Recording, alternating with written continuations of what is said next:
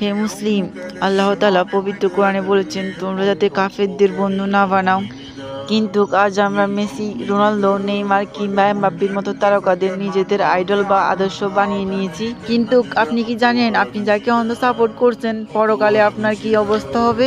আমাদের প্রিয় নবী হযরত মুহাম্মদ সাল্লাল্লাহু আলাইহি ওয়াসাল্লাম হাদিসে স্পষ্টভাবে বলেছেন, আল মারু উন মা আমান আহাব্বু, অর্থ প্রত্যেক ব্যক্তি তাদের সাথে থাকবে যাদের সে ভালোবাসত। একবার ভেবে দেখুন, এই মেসি, রোনাল্ডো যদি ঈমান না এনে এই অবস্থায় মারা যায়, আপনি যদি তার অন্ধভক্ত হয়ে থাকেন, তবে আপনার হাসরও কিন্তু তাদের সাথে হবে। তখন আপনার কি অবস্থা হবে? সূরা আলে ইমরান ২৮ নম্বর আয়াতে আল্লাহ তাআলা স্পষ্টভাবে বলেছেন, মুমিনগণ যেন মুমিনদের ছাড়া কাফেরদের নিজেদের বন্ধু বা অভিভাবক হিসাবে গ্রহণ না করে। আর যারা এমনটি করবে, আল্লাহর সাথে কোনো সম্পর্ক থাকবে না। হে মুসলিম ভাই বোনেরা, একটু চোখ মেলুন, গাজায় আজ আমাদের মুসলিম ভাই বোনেদের উপর কি নির্মম অত্যাচার চলছে।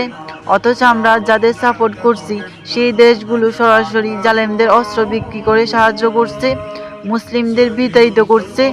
তাহলে আমরা কিভাবে একজন মুসলিম হয়ে এই কাফেরদের ভক্ত হতে পারি? আসুন এই ক্ষণস্থায়ী দুনিয়ায় মোহ ছেড়ে নিজেকে শুধরে নিই। আমাদের ভালোবাসা যেন একমাত্র আল্লাহ তাআলা এবং তার রাসূল সাল্লাল্লাহু আলাইহি সাল্লামের জন্য হয়। আল্লাহ তাআলা আমাদের সবাইকে সঠিক বুঝ দান করুন। আমিন।